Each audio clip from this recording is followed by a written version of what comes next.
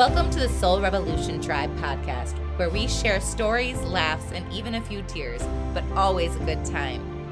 We are about depth and real raw sharing through soul conversations and medicine. We are learning to find ourselves again and to be an unstoppable force of nature, ready to break down the constructs and rebuild them with love and acceptance at its core. We are the new world. Welcome back to another episode of the Soul Revolution Tribe. I am Jackie B., your host, Shamanic Soul Guide and Remembrance Facilitator. And today I am really excited to have my friend Sam on today. She is a human design reader and coach, authenticity activator, and a mental health advocate. She is the founder of Shine by Design, which she helps you discover how you are designed to shine through human design. I am so excited for her to be here and share her medicine with all of you. Sam, let's start out by so I know there's all these like definitions of human design, but what is human design to you? So hello everyone. So human design to me is sort of like a map that shows you who you were designed to be. What you're here to do, how you're meant to use your energy, and the kind of impact you're here to make in this world. The world, I feel like the world floods us with information about who we should be and how we should be in order to thrive in this world. But human design it's so unique to each of us, and it helps us come back and be like, oh, this has come to me naturally, and I've been suppressing this because XYZ did not approve of it. And that XYZ could be a parent, a sibling, the students in your class when you were growing up, a teacher who said something that who told you that this is unacceptable, society. Yeah, And then we all just that end up, conditioning. yes.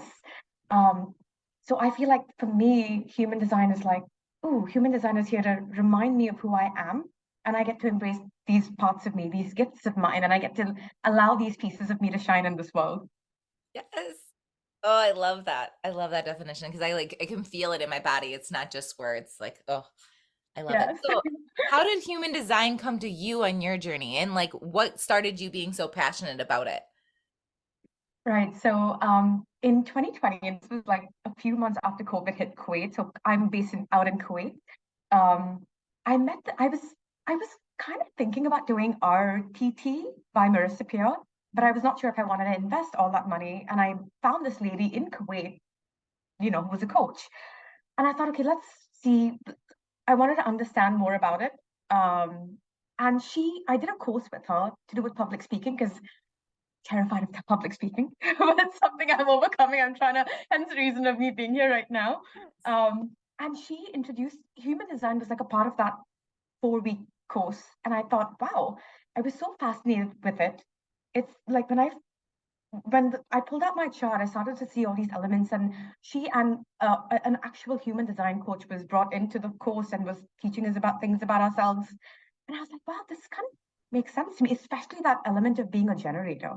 I'm a generator, a pure generator, which means I have a defined sacral. Um, and little things about being a generator started to make sense to me. And I was like, oh, this is really interesting. I'm really fascinated by this.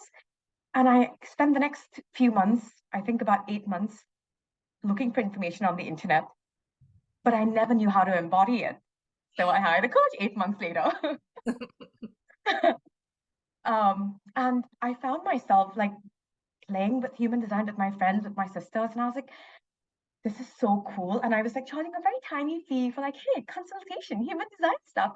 And one of the biggest things that I realized was why I felt different to my sisters because of the different, like it was just our centers. So human design is comprised of, it's a combination of the Hindu chakra system, the Chinese I Ching, the Kabbalah's tree of life, astrology, and quantum physics as well. And I like to play with the human design, the chakra system, the chakra system. So in the chakras, you have the 7 chakras, but in human design, there are 9. So the heart and the solar plexus is split into 2 each. And my sisters and so I have a defined Ajna center, so I think very different to the girls, and they have a defined identity center. And it started to make sense as to why certain relationships, like Yeah. why I'm able to adapt easily in the world versus the girls. They are very comfortable. I When I find myself too comfortable, I shake my world up and I'm like, no, this is too boring for me. I need to do something different. And it started to my youngest sister has a defined will center. The rest of us don't. So when she makes promises, she actually keeps them. Yeah. Unlike the 35, sorry, the remaining 65% of the world that are unable to keep promises, whether to themselves, to other people, lacks willpower. So I was starting to see the differences, within my own family. And I was like, this is so fun.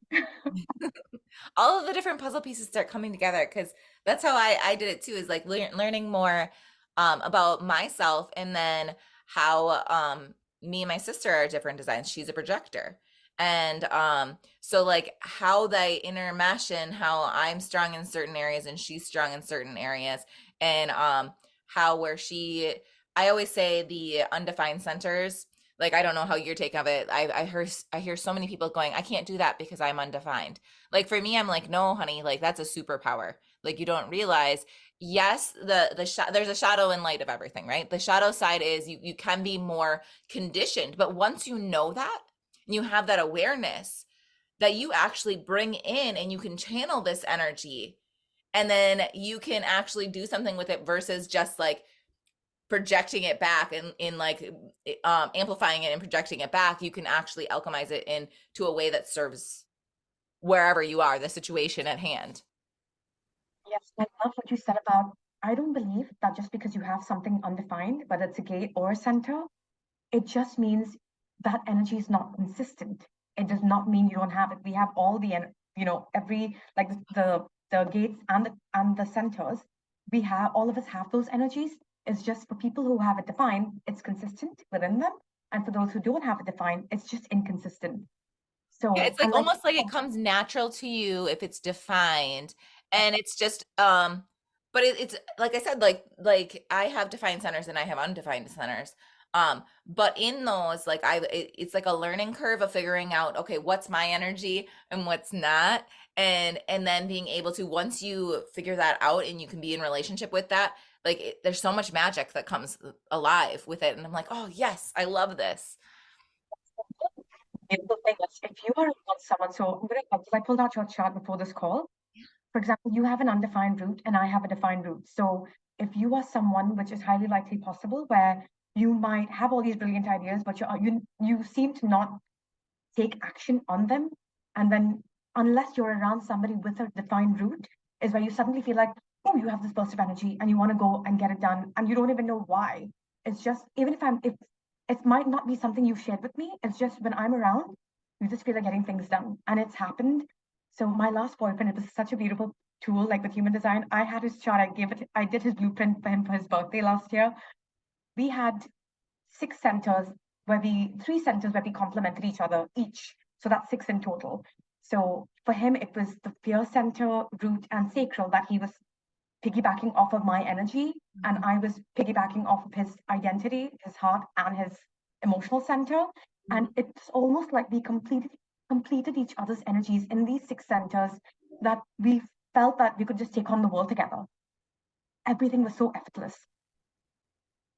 And it was just so beautiful. So when like if it could be your child, it could be your husband, it could be your friends, whenever you're around somebody who's got that center defined, you'll find that you suddenly, it's like almost like you're plugging into their energy, and you can just run with it. And you don't even know why. And you're like, and then when the person goes away from you, you're like if, for example, people who don't have a defined sacral, they suddenly get so exhausted. Like my ex used to get so exhausted, and I'm so tired today. And I'm like, because I'm not around you. It's like the contrast. Like that's what it is. Like I always like when I know that, I tell them like, okay, yes, we're gonna get stuff done. We're gonna move because I have the divine sacral too. And then because my husband is a manifester, so he doesn't. And then being able to realize the contrast, and like, okay, you're gonna like probably need a little more self-care and things like that when I'm away because you don't have that to plug in too. And it's not like you're taking energy from them. It's like it's there in the collective, and it's like our gift to each other. And how I look at them like as superpowers, like I have an undefined ajna and crown center. So for me, I can channel like thoughts and inspiration of others, which is beautiful in my position of what I do, and help them kind of like I can almost hear the storylines that are coming through before they even say it. I feel it in the energy, and I can share. And for me, I'm like, I'm never going to tell you what to do. I can take the energy and like, this is what I'm feeling, and you try it on. You tell me what it is, and it fits you. If not, then toss the shirt aside. Like that's not going to be offensive to me at all. But like that's what I see in for my oldest and my husband. They have undefined solar plexuses. So they can get like angry, and all of a sudden like they're through doing their own process. I don't even know what's going on, and I have an open.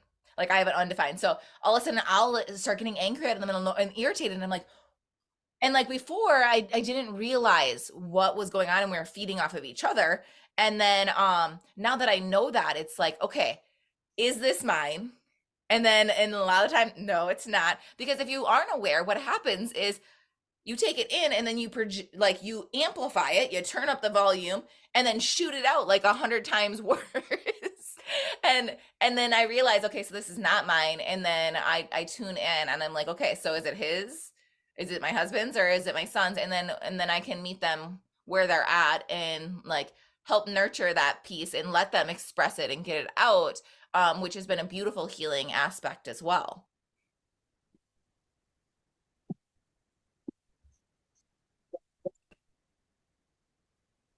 All right, so I totally resonate with what you just shared about your emotional, your open emotional center, because I have that too. And I'm awareness is everything, Jackie. When you're aware, oh my God, like knowing, like this is something that I realized a few weeks ago. I was going out with a friend. She has a defined emotional center. And I had an amazing day. When I sat in the car though, I felt like something was wrong. And I was like, this isn't mine. This cannot be mine, because I had an amazing day and I'm not upset or not feeling anxious or anything. And then I realized that it was hers. And then when we had the chat, it's almost like that energy just fizzed away. And I was like, oh, this feels better now. And that's the beautiful healing of it. That's also why I am gifted in holding space, I think, because I can feel like I feel it in my body, and I can relate, and then I can help people like just by sharing it and moving the energy. It like it alchemizes it transforms it for them. So like you said, it like dissolves away, and it's not as fully charged. I love that. And also the open head center that you have, and it's very unique, because you have it completely open. You actually have a natural gift of channeling from source, Oh, from I the love universe. that. It's I didn't even beautiful. realize that piece. Like I knew it was undefined, but I knew the gates, but I didn't know exactly. Like I said, I dabble in it, but I don't know exactly like Right. the terminology and things like that sometimes. But that makes sense because I do channel a lot. Yeah, and you also have the psychic gate as a part of your splenic center that is defined. So you have that um the when you talk about the fears of the splenic center, they talk about it as a fear because you can see the future, you can feel the future. Um, but it's just something that you know things, and it's a gift. So you have like that double confirmation. So you have the open head center, and then you've got that gate, the psychic gate defined. So it's like just like a confirmation. You're like, yes, I have both of them, like one open, the other one defined. I know that whatever's coming through is right. Yes. Well, that is confirmation in general, like just putting it together. Because that's for me, it's like I know my like I know deep down in my core like what my purpose is. And like with these seasons that are coming through, it like shakes everything up and makes you think like, okay, is this where I'm meant to be?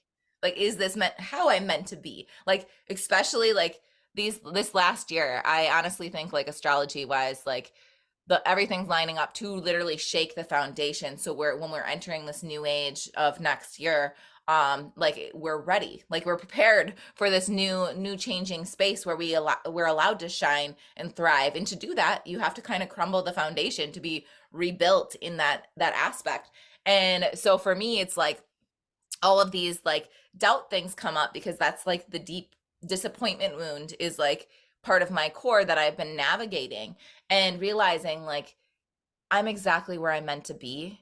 And that's why like my heart is on fire when I am helping people navigate and step back into their power and things like that, and the information comes because I grew up very religious, and like spirit, like talking to spirit and things like that was very, very taboo. And for me, I'm realizing like that's how my creator created me. So who am I to say you did it wrong? Like absolutely not. And the way that I get things is exactly the way I'm designed to be, and I get to lean into those gifts instead of being afraid of them because they're not as common. Yes, yes, I love that. And um, there was something you said about, I think, uh, you know you're meant to be where you are, or you're in the right place right now. Yes. Something along those lines that you mentioned that really hit home for me. Because it's something that I've been struggling a lot in 2023. It has been one of my biggest struggles, and I don't know if it was last weekend or the weekend before last, where I felt in some way that I was in acceptance of, oh, I'm meant to be here. I'm meant to be here with my family right now. I still don't fully understand why. I just know I'm meant to be here. And then this week, it's like just as I accepted that, the week just went like,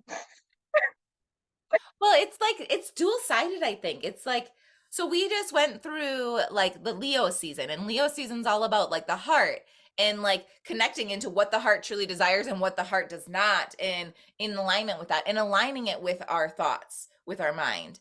And so once we get that, we're now in the Virgo season, which is all about the embody, the feels in the body. And then so it's like navigating the mind with the heart, with all of the sensation of the body of who I'm becoming, who I have become, so I can reflect. Is this who I truly desire? Is my who I'm becoming right now in this moment in line with my heart? And if it's not, I'm going to shake the foundation and let the dust fall for the pieces that aren't who I desire, who my heart desires to become.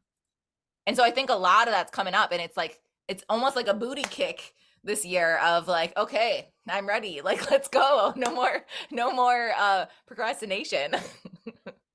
that, that made me a sticky note right here. Who do I want to be? What do I value and believe about myself? How am I being? So much in line with what you just shared. And that's why, and I mean that's the collective thing, and I think that's like, and what you were saying in my chart, like maybe that's why I have this understanding and then able to communicate it. My husband, and maybe that my chart says this too. My husband always stresses, because I feel like this too. It's like I speak many languages, but not like actual language. Like it's not like I speak French or something like that. I speak other people's languages. So like the way I communicate, it's like an energetic exchange. Like it just starts clicking. Right, okay. That is actually like a very beautiful gift. I'm trying to think if it's on your chart actually, because And I I don't think know if there's a part in there, but maybe like in the throat center is like what comes to my mind of something along those lines. so defined throat, and what I learned about defined throats is we, when we are aligned, we are advocates for people who do not have a defined throat. And I've noticed that pattern because one of my sisters does not have a defined throat. And when she's frustrated and she's trying to tell me something like about work or whatever, I have that gift of completing her sentences, but I try not to do that because I want her to speak. And she has a hard time communicating her thoughts. Like she has a hard time verbalizing a lot of what's in her mind.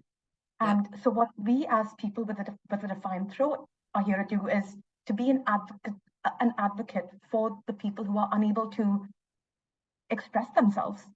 And I feel like that is a gift with people with a defined throat, and you have that. And I think with your, because you have a completely open, you have an open crown center, an undefined ajna, and with that itself, you're able to, like you said, you can hear people's thoughts, you can feel people's thoughts or whatever it is, and you're able to kind of give a voice to, yes, And I've always been a strong advocate. So I love that you said that. Like just innately, I've always been like that protective. Like I'm also a Scorpio, so I have that protective energy of the people I love in myself as well.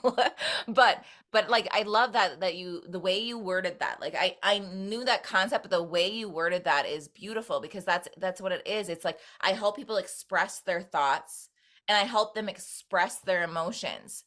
And like that's part of my superpowers of that is, and both of those are undefined, where I can help people channel their inspiration, which is the head center. I can help them channel their thoughts and be able to express it. I can help them pull their emotions and give it voice and move it, like, and like taking the action in those pieces, like, and those are my four open or undefined centers. So like you gave that perfect like visual for me of to be able to, that's why my defined throat center is so powerful, to be able to pull those things that I've been doing naturally and be able to put it all together and be who I be.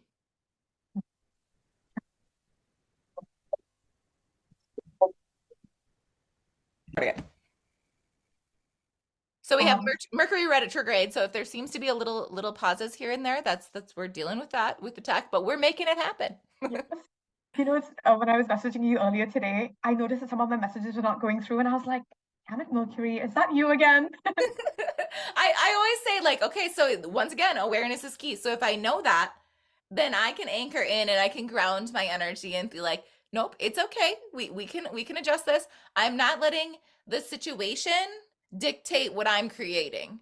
And like I think that's the power of remembering, like, the storm can be swirling around us, but we are the one that is driving it. So that's like we'll get to roll with the punches and figure it all out, and it will be beautiful just the way it's meant to be. Profile lines, and it's one of, so you can call it profile lines. It's similar to or in line with the incarnation cross, which is so every element that we talk about, whether it's your energy type, your strategy, your authority, it's those are just small things, but when you look at the big picture, profile lines is also a part of it. So yours being 1 by 3, and I'm kind of curious, and I wanted to know from you how how does that one show up in your life? So the 1 and 3, like, so the people who don't know, a lot of that is like the trial and error, right? But well, what exactly is the one? I got to make sure that I see it together as one. So I'm trying to, is that the one? One is the you're a researcher. You love to research. You Yes, can just yes, the spend research. hours and hours on Google or reading books as a child, way back when we did not have Google. You could have Yes. been reading encyclopedias and stuff. So for me, I think that shows up as I am like a continuous learner, always student first.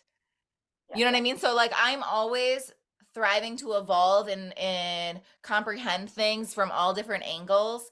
And that's like an never stopping. It's always flowing aspect. Like I always source new things to learn and incorporate, and it just makes more of me. And then I think the 3 is the trial piece, where Yes. like I have to test it out. And I think that's also everything I do, I live and breathe it. Otherwise, I don't share it. Like I have to embody it and live and breathe it and see how it feels with me. So then I have the experience to be able to share, because it's more than just words. So for me, it's not about like the degrees I have and like all of those fancy things. Like those are just papers at the end of the day. For me, like the real work, the real I don't even know the word, like, but I feel it. It's like the real gift, or what makes me me, is the experience. Like, and I think like that people sometimes don't understand. Like I always get like, Jackie, you're 35 and you've gone through so much for your age. But that's what I call a shamanic initiation. Like I have to experience and process. I get to, because that's what I desire. So then I have a better understanding and I can truly embody the experience and be able to share that, because that's the wisdom. It's taking in the information, turning it to knowledge, shifting it to wisdom to be able to give back out. Yeah. It's such a strong, very, very powerful thing. And like it comes back to like when you hire a coach or when you do things, do you just kind of dive into it or you take your time? So I energy speaks louder than words. So like I'll look and see what they're all about at on paper, because you know what? I mean, we can put the highlight reel of everything.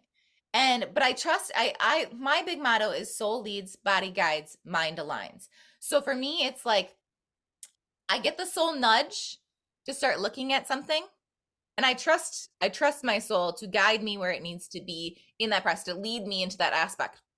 Then I allow the body to guide, like, what is the feeling? So I'm reading this, I'm here in this space, what is coming up in my body? And just because I'm getting a resistance in certain things doesn't mean that it's not the right thing. It's bringing out those shadow aspects. And so I get to lean in. Okay, so what is the source? What is the source of the resistance? What is my body saying to me?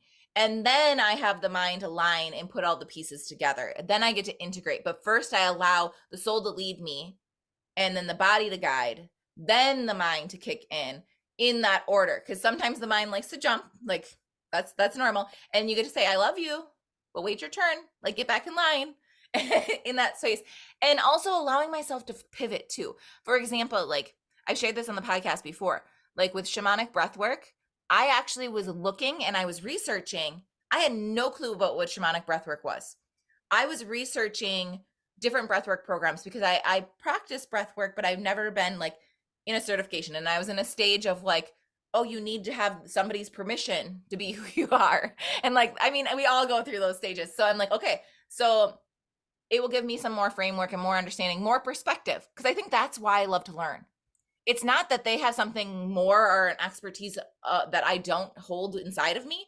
It's giving me their perspective. Just like when you were sharing, like, I know a lot about human design, but when the way you worded it, it's like, oh, I just made the connections in a different way. And I see it from your view. And I'm like, that makes so much sense. And I think that's why I love learning. And so I was researching all of these different programs and I found one that like, oh, this feels good.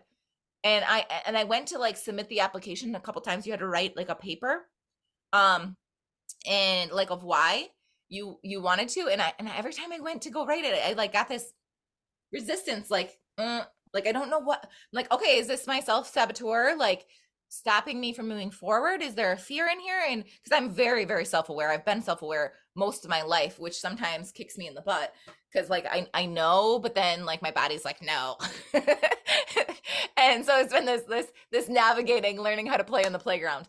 But I finally was like, okay, I'm gonna do it. I'm gonna download the thing, I'm gonna do the thing, I'm gonna take the action. And I went to go put the down payment for it, which I saved quite a lot for it because it was not a cheap program. And then all of a sudden shamanic breathwork website came up.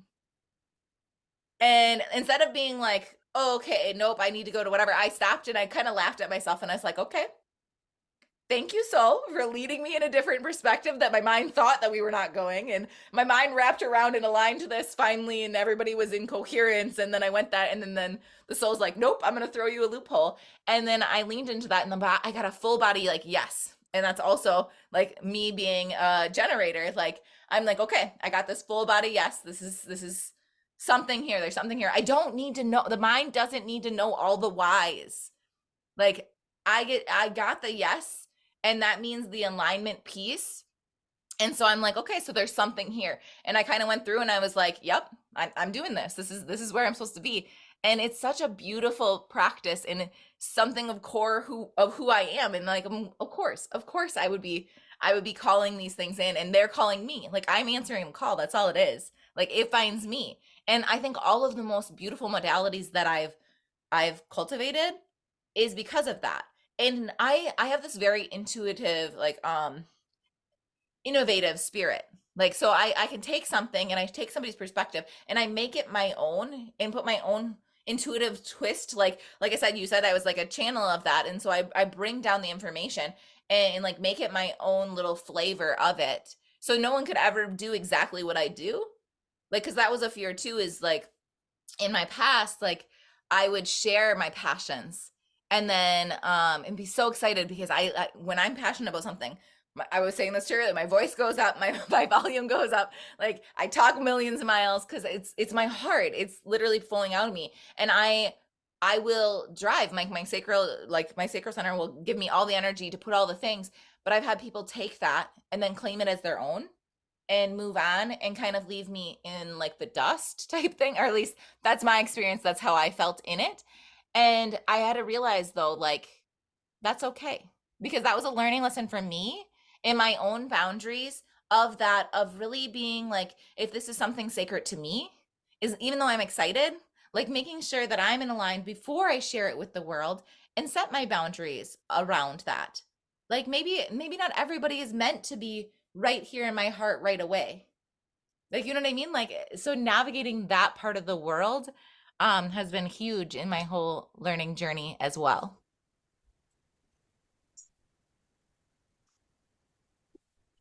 It's amazing because I can see you looking for something, but the universe sent you something that you really needed, and you got to respond to it using your authority. No, strategy, because we generators, I'm a generator as well, like you're a pure generator. So we get to kind of like respond to it. And there was like multiple things that I can talk about with that alone. And as a 1 by 3, you're meant to lead a life of discovery. So it's that combination of that research, and I'm going to Google everything on the planet and research until I know for sure. And then the other part where I'm experimenting with different things. I don't have to buy it yet. I'm going to experiment with what I have and see what happens next. And then allowing the universe, because we are magnets, you are a magnet. And I know generators don't believe this, but oh my God, when we shine,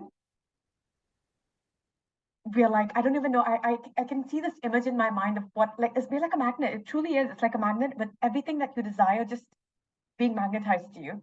It's And I like saw, the word coming to me is supernova. Like we're like this huge ball of fire when we're allowing ourselves and getting out of our own way to shine bright.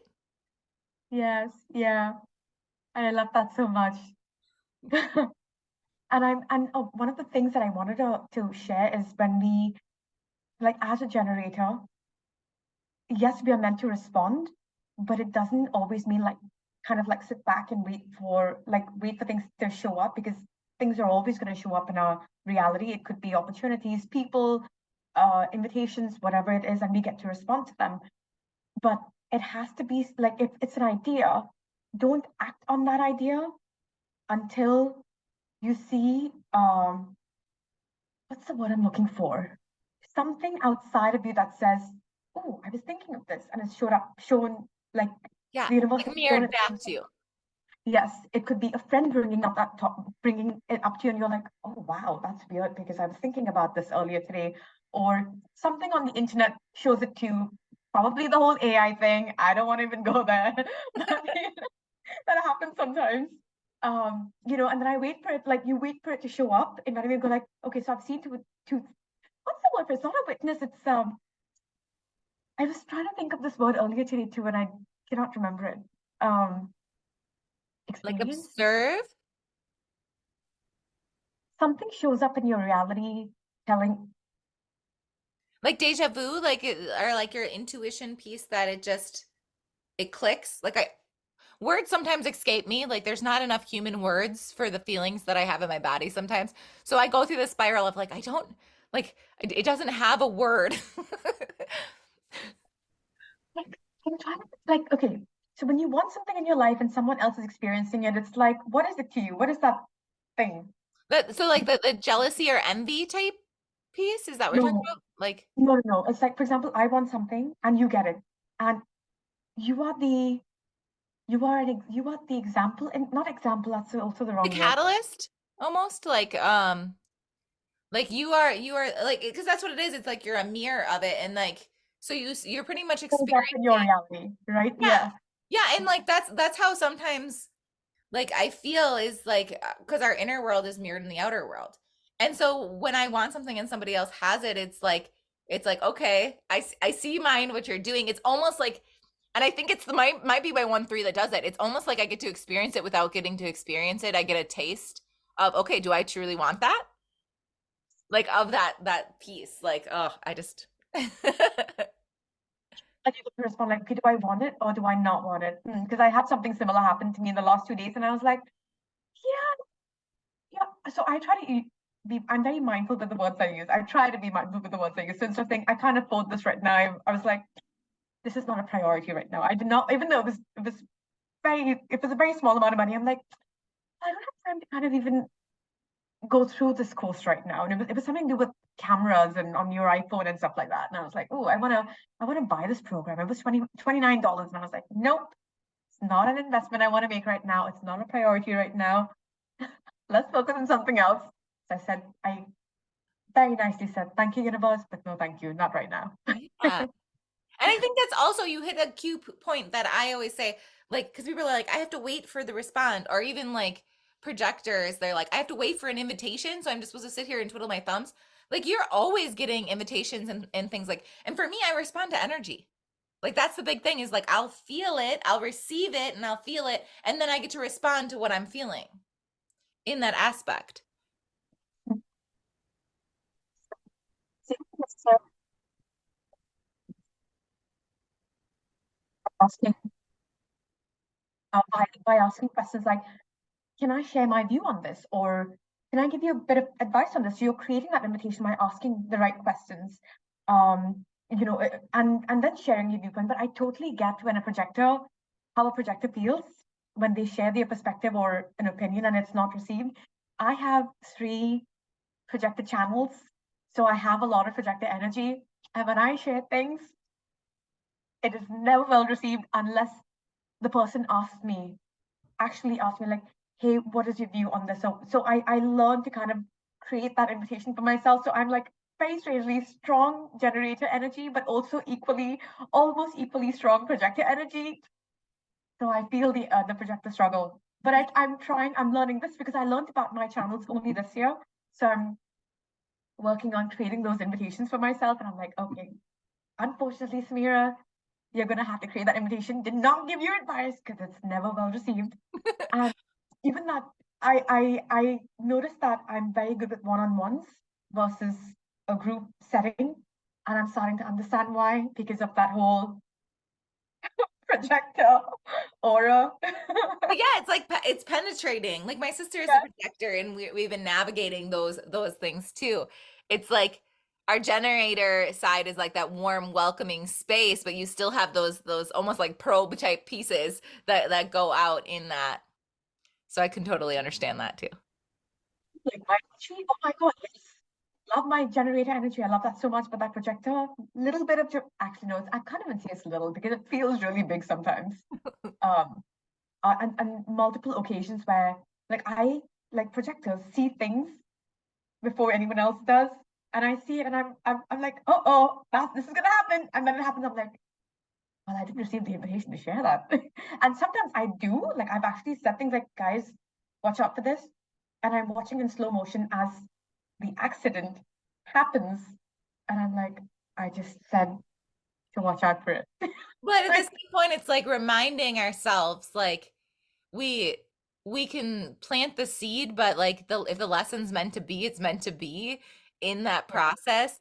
And so navigating those worlds, and that's a big thing that I've realized, like with my throat, I'll express, like I'll say like, okay, so do you want me just to hold space for you? Because I can hold space for you like no other. Like I can sit there and I can hold you in love and let you express and do your thing that way.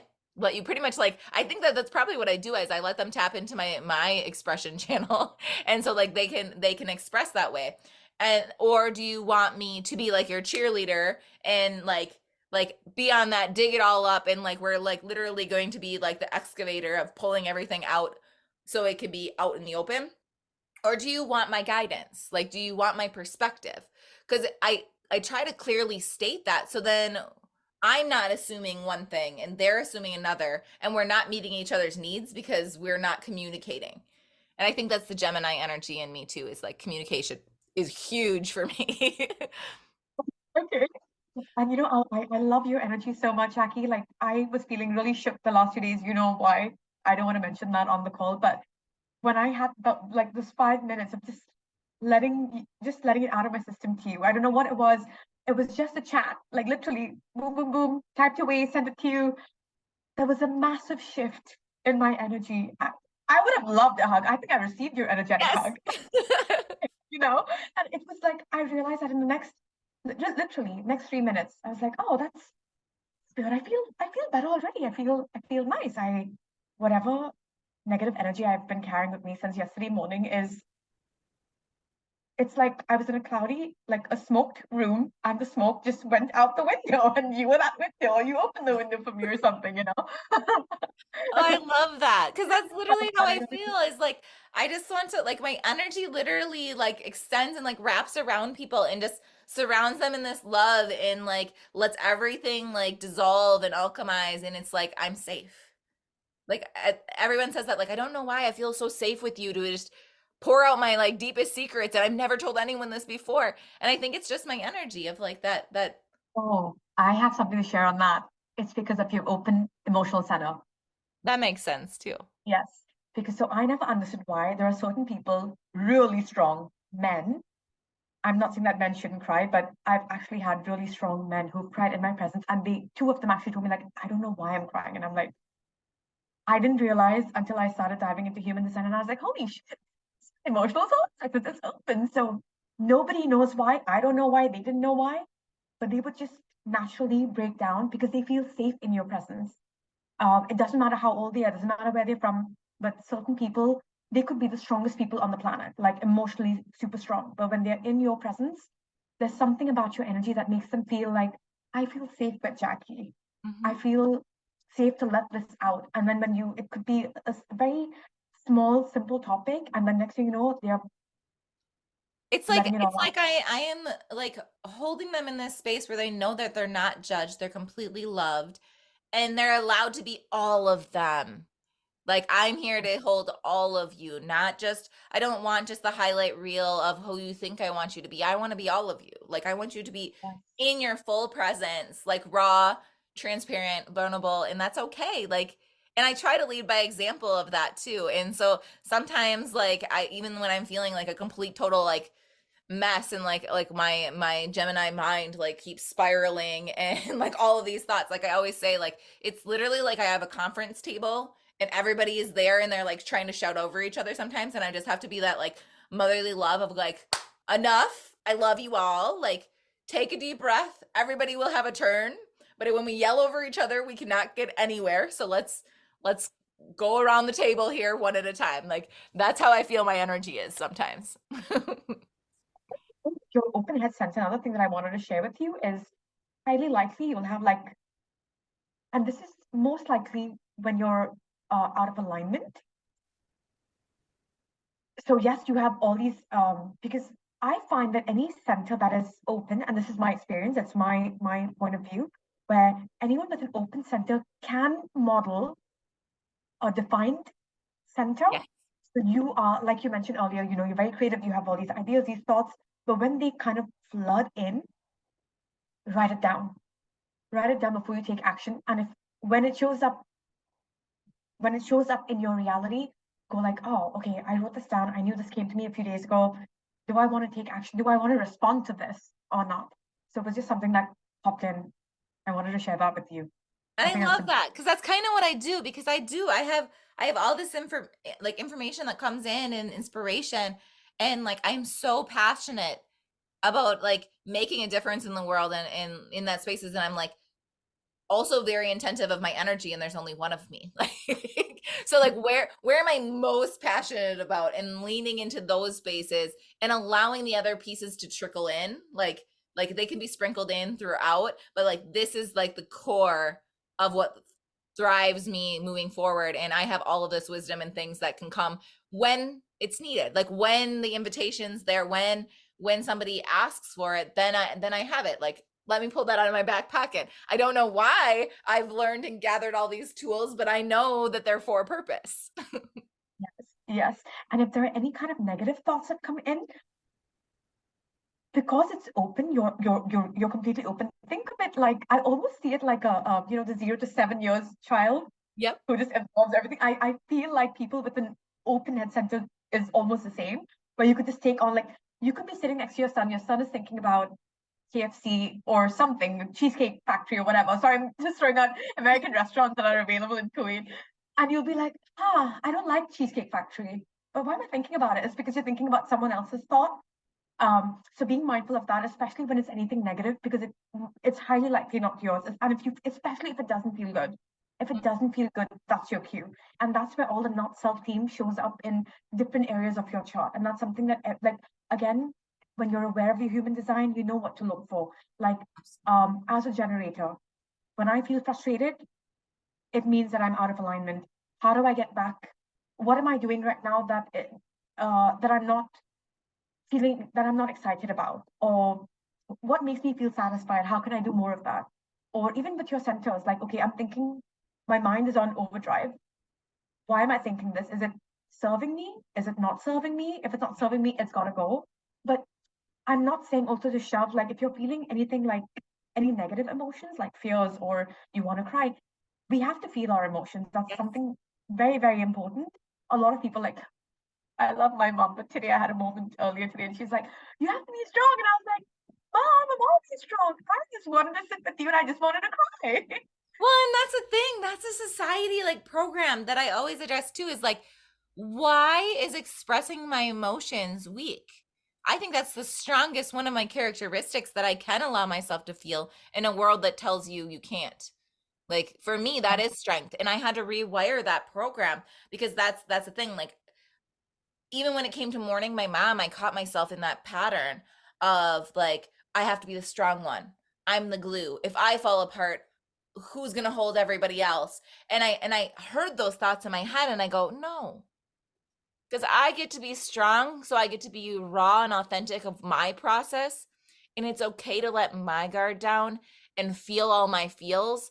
So then I can have that experience and not come from the mind, come from the body to be able to hold better space for my loved ones too.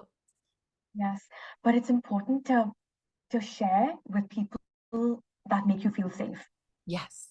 So if I have to backtrack a little bit, so in 2018 I suffered from depression, and there was nobody in my immediate world that I could speak with that would not tell me. Like one person told me, you're seeking attention, and I was like, what? And it's someone very close to me. Other people didn't understand me, and I didn't know. I didn't even know it was depression in the beginning. All I knew was my mind was in overdrive. My I was not feeling good in my body. I felt very unsafe in my body. And I thought, oh my God, I don't know who to talk to right now. And then when I overcame all of that and I walked through it, and by the way, I realized, funnily enough, I was in the US when shit went down. I was in Chicago. So I knew how the Americans were dealing with it because we don't have any of that here, by the way. Like we don't have any of those kind of help out here. I'm not even sure, like I'm originally Indian. I don't even know if we have that kind of help in India. I mean, there are therapists, but not like, the hotline and you can talk to somebody on the other side and somebody could just listen to you. Um, and then when I sort of overcame that, I realized, oh my God, Jackie, I lost my trail of thought suddenly. That's okay.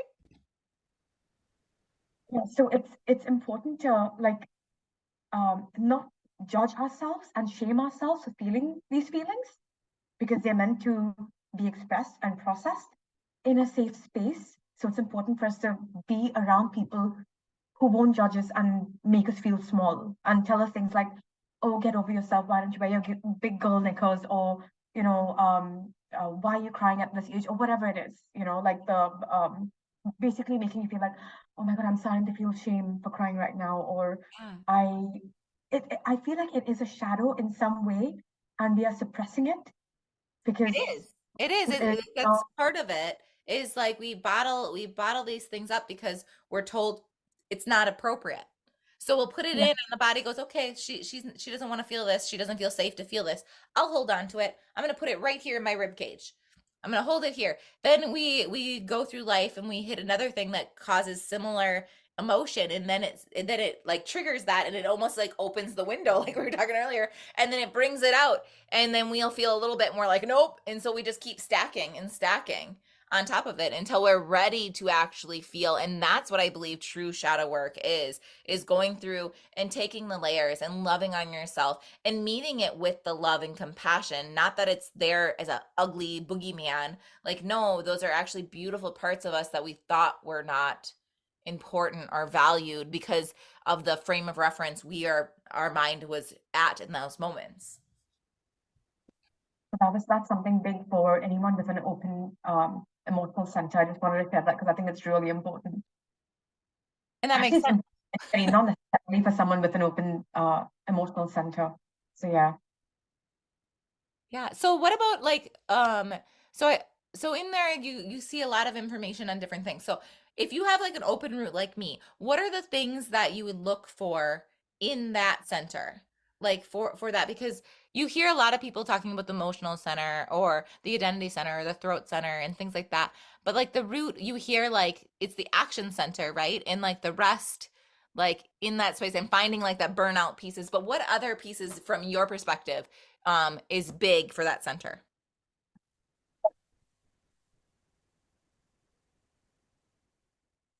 So there are two pressure centers in our body. One is the head and one is the root. And the root is where it's where we have this pressure to get things done. It's the pressure to do things. When you're having it undefined, you could be someone who's really chill. Like, unless you give yourself that, okay, I know my boss gave me a deadline, but I need to give myself a deadline in order to complete that, to complete whatever task on hand is. But it's important for the person to do it. Like, I think in my house, I have one person, like one of my sisters that I know for sure has an undefined route, and she was supposed to take care of my parents' residency. So living in Kuwait, we don't have the passports. We have something called a work permit, and we were trying to sponsor our parents. She sat on it for like a year. I love her to bits, but I know that she struggles with this a lot. And I'm like, okay, girl, it's been 12 months. It's been 12 months, man.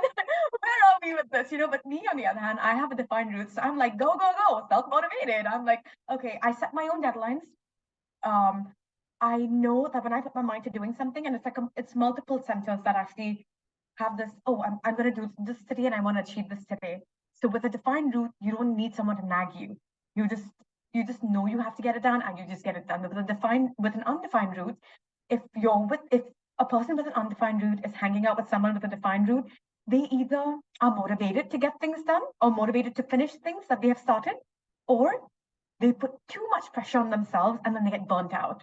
So Mm-hmm. it's either or. It depends on whether you're aligned and know that, okay, I think I'm done for the day. I need to not pretend that I have a defined route, because they will get burnt out very quickly. Yeah, it's the self-awareness I found, like, for me in navigating my journey is leaning into that self-awareness. And even though it's undefined, like I've almost, like you said, I've almost now learned how to operate as a defined, but knowing the limits and knowing, like, okay, so my body may need a little more rest. Like I can Yes. step back and still accomplish everything I want. Rest is just important. And I think that's the gift that with that center, like I get to help even define centers to remember, like, it's not all take action. It's about pleasure and stepping back and resting and having the joy of said creation at the same point. Yes. It's a so awareness where knowing that if you are around someone who has a defined route, being aware, like, okay, I'm pushing myself right now. You don't want to get sucked into their vortex, because they can roll with it and they can finish, especially if you don't have a defined sacral. If you don't have a defined sacral, if you have an open sacral or undefined and an undefined route, and if you're around somebody with a defined route and a defined sacral, you could get burnt out very easily. Mhm. So you need to be very aware, like, okay, I'm rolling, and that was my ex. I felt really bad for him. He was always around my energy, and he'd be exhausted, like 9 o'clock. I need to go to bed. I'm like, all right, and I'm a night person, so I'd be like, yeah, I can't go to bed now. I need to go to bed by like midnight or 1 a.m., because it's when I have the most energy, and I don't know where that comes from, but I'm highly energetic after 7 o'clock. It's 7 p.m. Like my energy's skyrocketed. But in the morning, I'm like, oh, I'm not a 4 a.m. person. Yeah, you know? I think we all have our own like energy personality with that because some people can thrive super early and Yeah. then other people are night. I'm like in the middle sometimes. I mean, I like mornings sometimes, but sometimes I'm like, I just want to sleep. Like I go in and out of that. But maybe that's part of my root center too. It's like I just honor my body in that moment. But I like my husband, he's a night owl. Now he has a job where he has to get up early and he loves it because he's in nature. But I think if he had to get up and go to a cubicle, it would be totally different. Like he works at a golf course. So like he's like, I have the best office in the world. So he gets to watch the sunrise and things. Like and that is like the satisfaction for him. Like the piece that draws him in and like the motivation I guess to get up in the morning versus like but he is a night owl and naturally he'll stay up late and so he has to be cognitive of the fact that hey I got to be up at 5 a.m in the morning so I probably shouldn't stay up until 3 like and minding that balance point. Kuwait. It's golf course too, and it's supposed to be like one of the few prettiest things in Kuwait. um, and one of the things that I noticed about people with undefined roots as well is the fear of not being productive enough. But you are productive. You are giving it your all, and especially with you, Jackie, because you have that defined will center.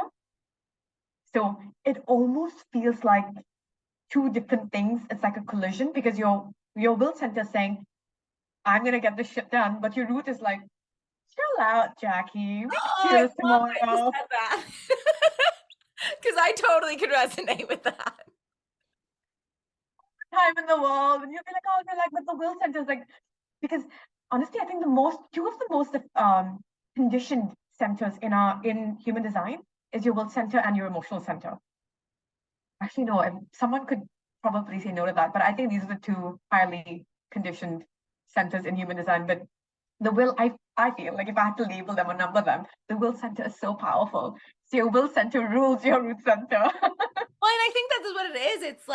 It's like I have the drive and I have the passion, I have the motivation, and I'm like, I want to do this and I got to do XYZ. But then I have to remind myself, okay, like I am not Wonder Woman sometimes, even though when I feel like it, like even though I have the energy to it, like I can do all the things, but my will center kind of tells me like right now. Everything's right now in this moment because I feel it absolutely. And my root center is like, okay, chill out, lady. Like we're not going to conquer the world in one day. Like this is not how this works.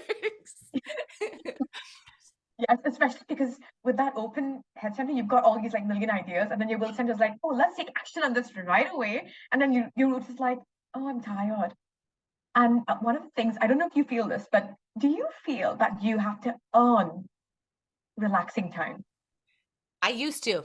That was huge. Like Okay, my worth was around what I achieved. And I think like subconsciously I took that in as a kid because like when I got good grades, mom and dad like they were happy. They were proud of me. You know what I mean? So then I was like, of course I want the people that I love to be proud of me. And I mean, they're doing the best that they can. Like they didn't there's not wrong. You shouldn't be like celebrating your kid when they're doing well. But then there was this fear of like, okay, so I have to in order to have that, I have to earn and I have to do all the things, and once I have all the things, then I can relax and be in the moment.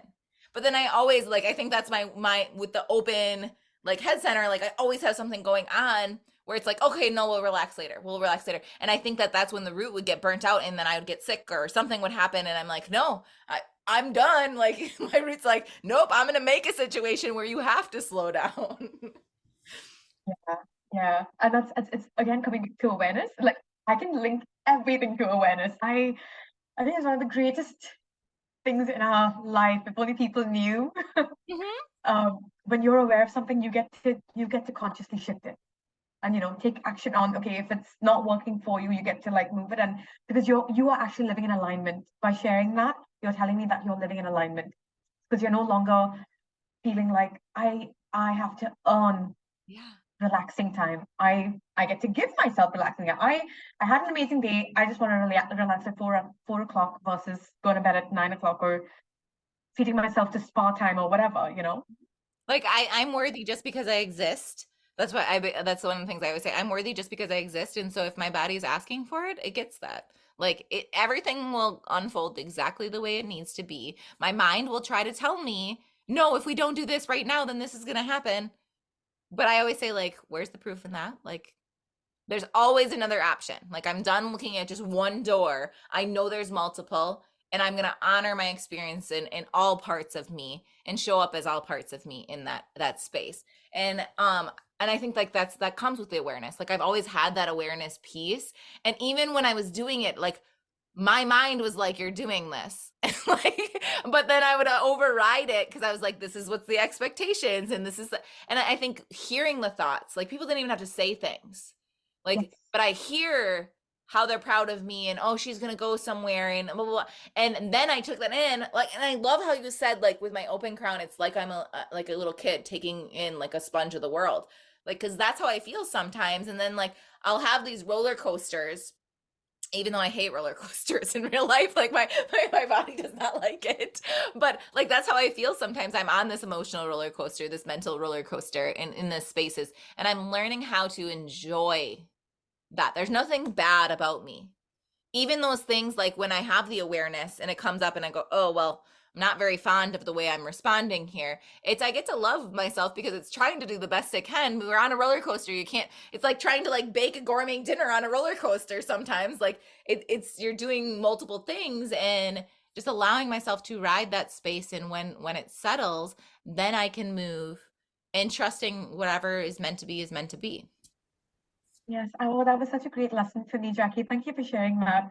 Because it's a struggle. Like for me, self-worth, I have an undefined will center. So for me, and many people in the world, we struggle so much um with self-worth.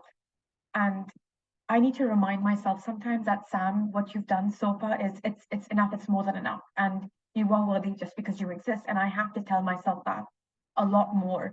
But there's something that kind of comes in the way. So with people with a defined ajna, they might struggle with affirmations. So this is something that I learned recently, and I'm trying to play with it in my own world before sharing it with the world. So using my stubborn mind. So I'm the kind of person who needs to, I can't see it until I see it. I Yep. actually envy people who have an open or an undefined ajna because you guys are so flexible in filtering thoughts. But for me, I'm like, I receive it and I'm like, I think it's like almost like a one track mind. I think that phrase was made for people with a defined ajna. But I'm grateful for, I've noticed that me and even the ex that I was with last year, we were very flexible in the way we were thinking. So I am open to people's ideas and thoughts and all of that. But when it comes to kind of shifting that mindset, it's so much harder for somebody with a defined ajna because we need facts. We need to see it in our lives. We have to see it to believe it. Yeah, Whereas for it's one of you, those like you already made up your mind and you have that defined, so you have that conditioning, like that constant energy of that. Like my husband, well, I have to look. Now I want to look at the same point as we're talking here. I'm going to pull up his chart at the same time.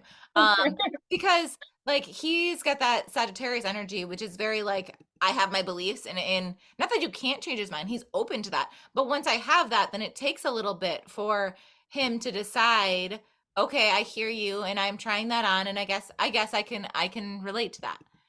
And nope, his is open too, but it must be just that energy. But he does have the bottom three, so 17, 11, and 43 are defined in it, so maybe that's part of it. But in that space it's like okay, so your mind is so used to its own path, when you have that, so your own thoughts, it's like okay, I can take them in, but it's still weighing on the scale of this is already my truth, so you have to try them on and see, and it takes a little bit more where like I'm open, where I hear so many different things, like I'm used to it, like okay, I'm used to the shift and the flexibility in this space, and it's almost like the chameleon, just like the open G center. Like you can be a social chameleon and show up however is needed in that space. It's the same thing as my mind. Like I can shift my mindset.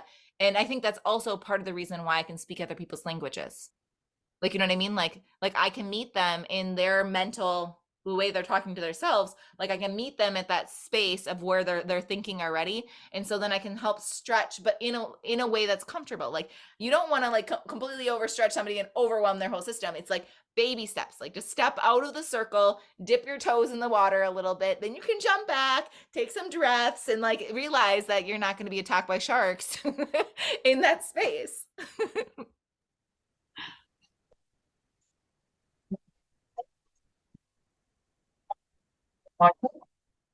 and because I can be very stubborn in the way I view things sometimes. And I'm so grateful for the advice and the guidance I get from people from with an undefined ajna saying, Sam, why don't you, or sharing an opinion or a view that helps me see things differently. And I'm like, oh yeah, that's actually a better way of thinking of things. And like even though human design says that your defined centers is where your strengths are, I don't see a defined ajna as a strength, at least for me. You can cut this part out, by the way. I just feel like I prefer to have had a more flexible way of processing things than to have a very fixed like horses have those things that Yep, they don't the know little left and blinders. right. I feel like yeah, the blinders. I feel like people with defined ashras have that. But Sometimes. sometimes it is a gift though, if you think about it. So you once you're in alignment and you know what you want, there's no sidetracking. Like you know what you want, you can move forward. There's less influence. So like for me, like I see my vision, I feel it, and I have those thoughts and those beliefs around it. But then the doubts of other people play a big factor where I have to go, no, that's not mine. And if I wasn't aware, then it would shift things a lot easier in that space that the people can pull me off track is easier. But when you have that defined, yes, it's a challenge of making sure that you're in alignment. And once you are, though, it's like you're an unstoppable force. Like you're unshakable in that space. Not need to be patient, because you never know who you're going to influence. So, with someone, ask someone with a defined ajna, apparently I'm supposed to influence people, but I need to be mindful of what that is, because it's I would like to not be a bad influence on anyone. I want to be a good influence on people. So so yeah, it's just the one thing that a tip that I would give to people with a defined ajna. Yes, you might struggle with affirmations because you you will not believe it until you see it, but challenge that mindset and go like, I'm going to use my stubborn mindset to manifest it. I'm going to use my stubborn mindset in a different way, as opposed to, instead of being negative, I'm going to use it in a positive way, Yeah, like well, I and don't have also to see it. looking at those affirmations, like this is one thing I call them energetic declarations. For me, is not doing something that's completely out of your wheelhouse. So you take your baby steps. So yes, you may want to say, I am abundant and I am everything's flowing, whatever. You want that. But if your mind doesn't actually believe it, that's a big leap. Yeah. So how about saying like something like that's a baby step. So like I'm abundant in this moment. Today I am bringing in whatever abundant, like you know what I mean? Proof of abundance in my life. I'm going to look for blessings and like taking the baby steps and stretching it because once again it's like we're in our familiar zone and we're jumping straight into the deep end sometimes with some of these affirmations and I'm like your body's gonna go, oh my gosh, I'm gonna drown, I don't even know if I know how to swim, like in that space. And so it's like calming the nervous system, going, okay, we're just take one, that we'll get there when we get there, one step at a time, and slowly stretch that capacity out so then it's not just completely overwhelming to everything. Yes, yes. And also redefining what abundance is, because abundance could be Yes. the air we're breathing right now. So it's breaking it down, simplifying it so much, just so we can. It's like baby steps. Yeah. Well, and I think that's also the power of words. Because what the word means to me may be different than you. So it's like, okay, so if I'm calling these affirmations, what does that mean to me? What does abundance mean to me? And now I have a whole bunch of different declarations as well. So if I know abundance to me means the freedom to be who I want to be, the freedom to choose whatever, like whatever that means, you can break them down and go, okay, so I have all of these like parts of this definition. What part feels the most familiar? The most familiar. It's not going to be familiar, but the most familiar to me. And let's start anchoring in that. And once I have that calibrated into my system, then we can try the next one. And then we're stretching. And that's how we're slowly stretching the balloon versus like blowing it and then it pops. Yeah, yeah. Oh, that was actually really amazing. I love it. I love it. So, for people that aren't familiar with human design, like where would you suggest them starting? Um, the best place to start is like the foundation, which is your energy type, your strategy, and your authority. And then I mean, your centers say a lot as well. But if you have to start with embodiment, if it's just simply the three which I just mentioned, it's an amazing start.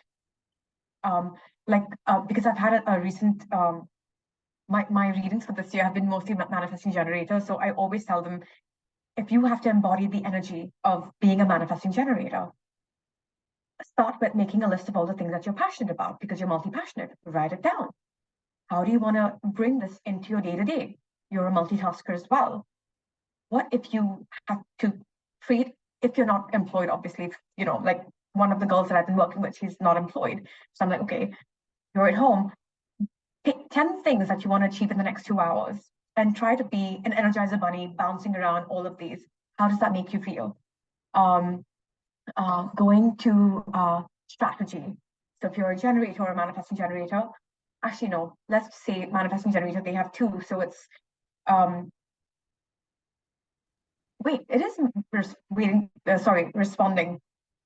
I'm having a blonde moment right now. Sorry. No, that's okay. Well, and I think it doesn't like manifesting generator does have a little bit because they're so for people that don't know, manifesting generators have both the energy of a manifester and a generator kind of like intertwined. Yes, but they have like their own characteristics because when you think about it, manifestors do not have like the sacral, they're not meant to multitask. Even generators are they're a master of one thing. They can pick one thing and just go on with it. Like, do you remember a thing? Because I know that you're a generator as well. What are the one or two things in your entire life? You look at your entire life, things that happened to you, things that you were really interested in, and you felt like, oh, I want to master this. I feel like that's like my whole life. Like I have like these little spurts of inspiration and I'm like, I need to know all the things about this. But I think what you were saying is it makes perfect sense because I'll dive all in on one topic at a time and then I'll shift because we were talking before this when you were looking at my design. It's like you're almost like a manifesting generator, but like I'm a generator. But I think that's what it is. And for me, I think what made me move forward and is bringing all of these beautiful tools and all of these beautiful things and bringing it into one focused direction. And so like that's the thing. And so now I do have one thing, but it's encompassing all of the passion pieces as well. And so I'm not multitasking at the same point, like I am but I'm not. And where like that's what I see too. I have a lot of manifesting generator friends and that's it, like they have all these passions and they can have all these pots on the stove cooking at once and still manage to maintain them all, where me if I did that then it's like the overwhelm and like the undefined root is like nope, we're stepping back, somebody's taking over, like I can't like, When I was employed, so I used to be an HR professional and a recruiter. I loved within HR umbrella itself. I love multitasking, doing multiple things, and it used to be a part of my like, what are you good at? I'm one of the things in there was a multitasker. But I think about it now, I'm like, actually, not really good. Why did I think I was? Because I was my ex boss, the person that I was working with for almost 6 years, was a manifesting generator, and I might have been leaning into that energy, thinking, oh, I've got this. But after she left, I was like, no, I don't got this. well, and part of it is think is society tells you that's a strength too, but it's not a strength for everyone when you try to do it when you're not designed to do it. So for me, like people can look at it like I'm multitasking, but really I have a to-do list. I'm very organized, so I have the to-do list, but I'm not doing them all at once. I may get little things started, but my energy is focused on one thing, getting it complete or to a stopping point where it can pause. Then I can go to the next one. I'm not doing that. I'm not cooking 5 pots at once. It's I have these categories. I have the 5 pots, but I'm focusing on one at a time. I did pull out the arrows, the variables.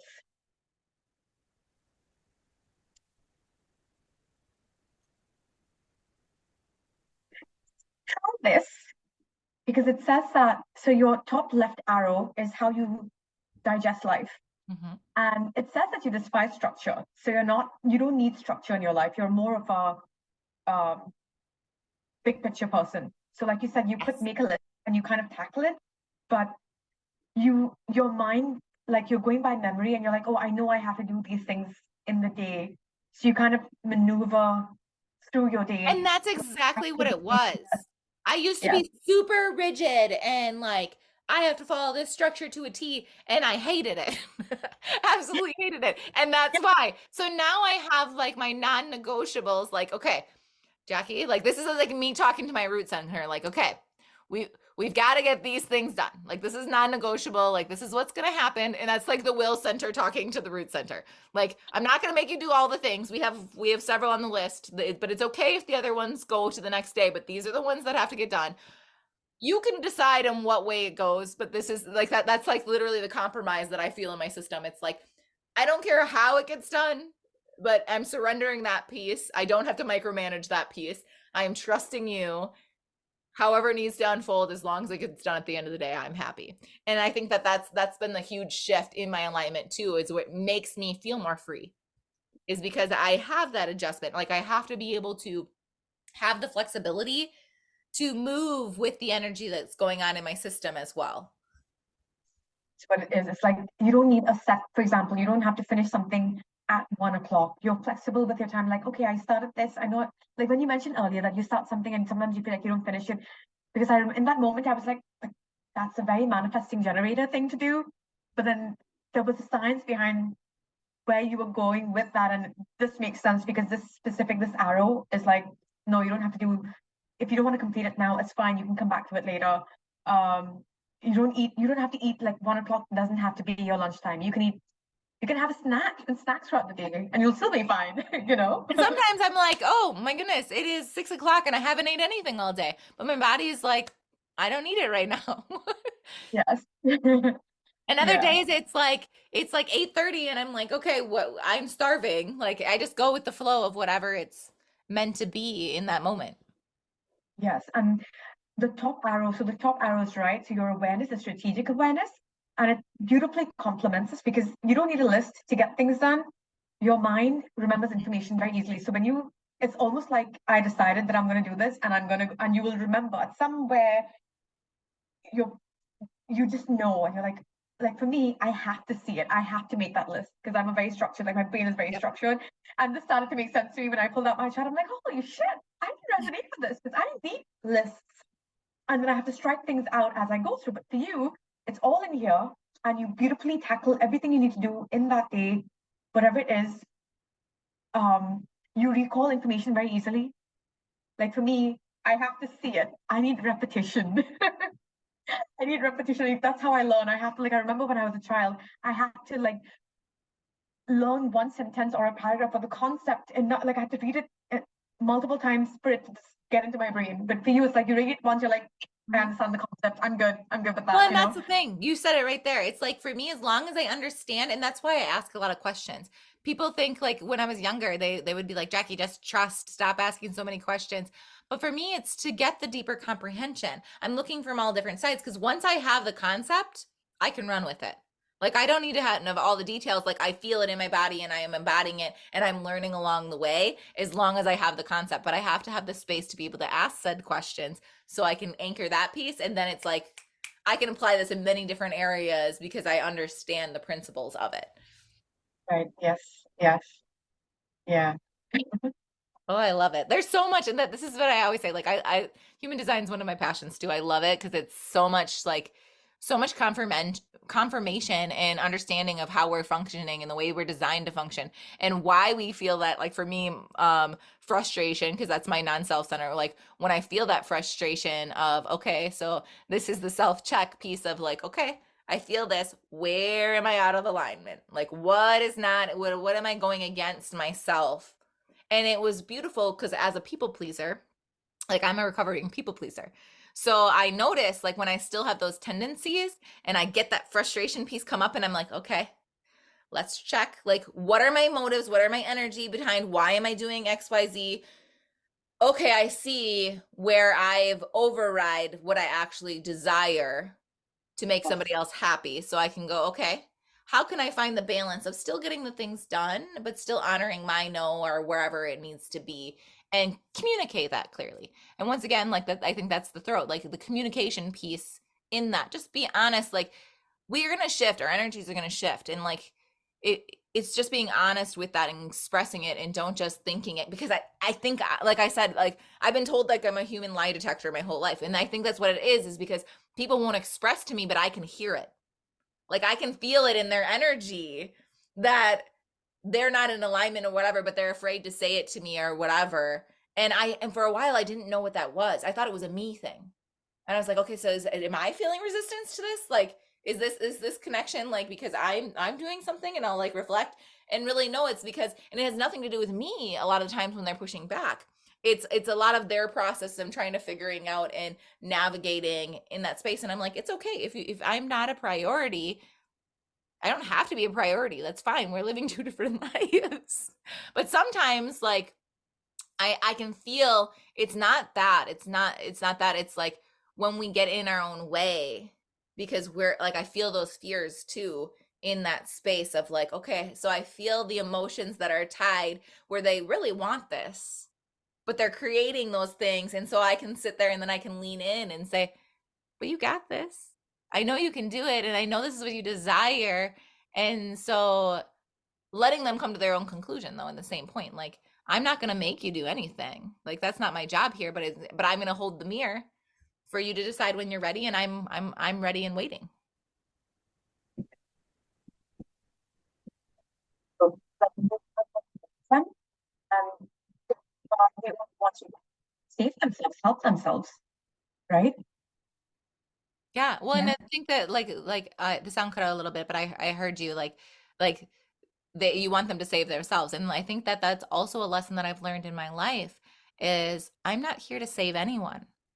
I'm here to be the lighthouse, the beacon for them to navigate. Like, I'm here to save myself, and in saving myself and walking as an example and sharing my wisdom, it empowers others to learn how to do that, because we're not meant to save anyone else. Like, that's what it is. It's empowering other people to step into their power, because anytime I do something to someone, for somebody, that's why I changed my name from healer to shamanic soul guide, because I'm not here to heal you. You're doing the healing. I'm just navigating and facilitating a process for you and mirroring back your beautiful energy for you to sit here, and I'll hold your potential until you're ready to go, yeah, that is me.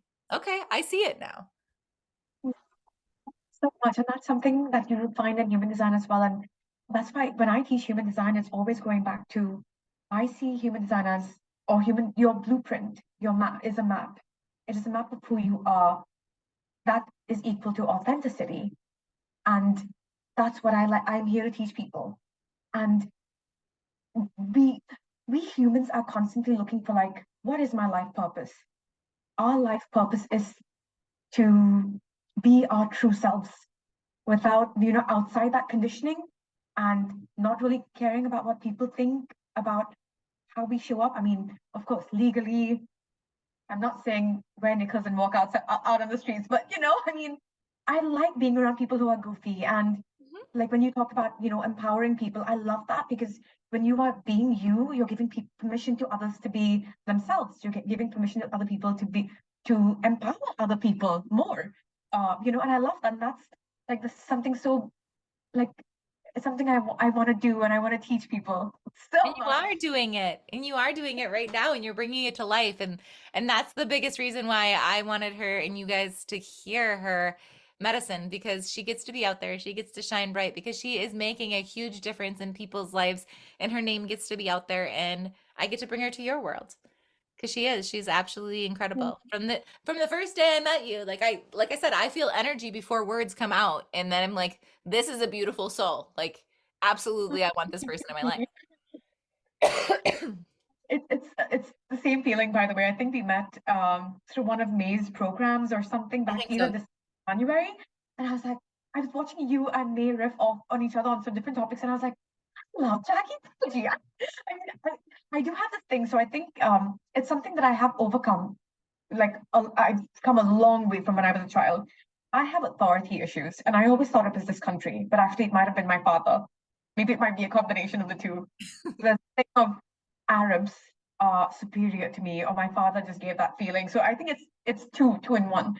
So I have this thing where, so I was surrounded by Asians, Arabs mostly, and not Western people. So I was always fascinated by the Western world. Like, when I was growing up, when I was a child, my window to the outside world and the Western world was television. So I loved coming home and watching American TV, because that was all I could get access to. So I'm fascinated by it. And so when I'm meeting new people, I still, somewhere underneath, there is that underlying feeling of, I feel a bit inferior. But when I met you, I was like, I didn't feel that. I'm not saying that I felt that with me either, because I was a part of a group program with her. But I felt safe, and I felt like, no, Western people are not scary to be around. I mean, they're humans, I'm human. I just have that deep conditioning because of the experiences I went through as a child. And I still remember when I was 3, I was scared to tell my mom that I was sick, because whenever we used to go to the hospital, she would cry. So my little brain, my 3-year-old brain told me, oh, every time you're sick, mom cries. So don't tell anybody that you're sick. I Yeah. remember that. So, different things that's kind of coming, because I did a lot of inner child work in the last few years. And strangely enough, a lot of inner child stuff came out for me in 2022. from the month of Jan, it just kept flowing. And I was like, what is all of this? Because every experience I was going through that would trigger something in me, I associated it to something from my childhood. And I was like, holy shit, this is coming up for me to heal. I'm having a lot of inner child stuff coming up for me to look at. And I'm looking at it and I felt like I was reliving my childhood days. Um, Fears that were coming up, I was like, oh, it's dad related. And it's funny because now I'm his mom, but I never wanted to see he's yelling right now. I'm getting distracted. But I I want to give him and I want to be the mother to him that I wish that he was that parent to me. And even though I didn't get it, but I remember thinking in 2021, Daddy, I still want you to be my dad. I'm still craving your love and attention. I'm a middle child, by the way, so it was very hard growing up. And we're like, I'm one of four. So I remember thinking, I still want you, like I want you to be like a dad. I'm still not done with you being my dad. And that's when he became a baby. And I was like, oh shit, roles changed. I'm your mom and you're my baby now. You're my son now. And And I it's got to give, healing. That's healing for both of you in the roles shifting. but I'm grateful for being able to experience this. It might be short, but I'm happy to be a mother to him for however long this goes on for. And it taught me that I'm actually a good mom. I think the last 2 years, I've seen a lot of the inner child wounds coming up. The only thing is, I've not really known how to tackle them. Like, I don't know how to, except for through meditations or even moments where I allow myself to kind of cry it out and I go, like, I've got you and, it's okay. Like, I hug myself, like I do this a lot. And I'm like, you've got this. You're not, 3 year old anymore. And also reminding, like, when I speak to my inner child, I always remind her of where I am today as a part of the human design thing. Where when I was a kid, I remember people coming to me. It was like a very temporary thing. Like, a kid would come up to me just to feel better, and they would go off and they would feel better. And I never understood why until human design happened, where I was like, holy shit, they were drawn to my generator sparkle. And all they needed was some Samira dust on them. They'll feel better and they'll fuck off. And I feel bad for it because I felt used. And then I realized after human design happened to me, I was like, Samira, this is something that this is a role in life. You're meant to sprinkle your dust onto people and then move on. Plus, Yeah. I have an undefined identity center. So I have that I can blend in anywhere. And it's a gift really. Like, I can blend in anywhere. I don't feel like uncomfortable or anything, being with different kind of people and owning that generator sparkly energy of mine, which I didn't understand as a child, but now I'm like, oh, I got that. But Okay, now you like, have the pieces. And I think that that's exactly what we're trying to share with the listeners of like when if you feel something like I'm in unalignment and there's like something like that's different about me and you're like almost repressing it of like, oh, I shouldn't be. That's actually part of your magic. And once you understand why you function the way you do, it's like the light bulbs turn on and it's like literally like, okay, this is how I'm meant to shine and exactly why you call it shine by design. And you can own that part of you and allow it to blossom in its beautiful ways. It's like turning all of the situations that this is one of the sayings that I say is like you take all of the crap that we've taken on in our life and we've held and we alchemize it and turn it into the fertilizer so then we can blossom and bloom the way we were designed to be and really own our own space. We're not, when we own our own space, our own light, our own expansion, like we're not taking away from anyone else. Like there's enough space for everybody. We all are designed to be abundant. It's just we have this narrative of if I'm too big, I'm not accepted, or if I'm too much, I'm taking from somebody else. No, you're not greedy. This is who you are meant to be. And when you take up your space, other people can shine. And can you imagine what the world would be like if we all owned our essence and who we are? And it would be a completely different world because we'd have this understanding and compassion for each other. And that's what we're meant to be. Like we're exactly the way we're designed to be in the function the way we are because that's our gift to the community. That's the gift to the world. We're designed exactly how we need to be because that's our medicine. And if we were just like somebody else, then like, you know what I mean? Like it wouldn't be the same. We all have our own flavor to put in this big melting pot called life. And that's what it's all about. And I just want people to own that. We all have our flavor that we're meant to put out into this world. Yes. So is there anything that you want to leave the listeners before we wrap it up today? Yes, I just want everyone to remember this, and I think this is really big. The only relationship that we can guarantee for the rest of our lives is the one that we have with ourselves. And that's why I think it's very, very important for us to invest time and energy into making ourselves feel good. When you like yourself, you attract positive experiences. And when you don't, you act out and you miss out on the joys of life. Absolutely. That's so beautifully said, because that's so the truth. Like, we get to be all of us, and that's what it's designed to be. And when we love ourselves, that's what inside is reflected out. And that's what I hear you saying is like, we have to start with loving ourselves if we want to be loved in the world. Like, we love ourselves first, and it's naturally a byproduct of that. Yes. Space. Yes. Well, thank you so much for sharing all your wisdom and being here today. Thank you for having me, Jackie. This is so fun. I'm sorry to everyone if I spoke too fast. No, you're perfect just the way you are.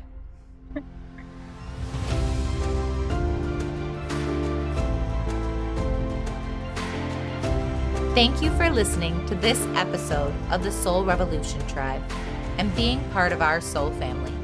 If anything in this episode resonated with you, please subscribe, leave a review, and share your takeaways. You can find me on IG at Grow with Jackie B or on YouTube at Soul Revolution Tribe. I will see you next week for more soul conversations and medicine. Bye for now, and see you back soon.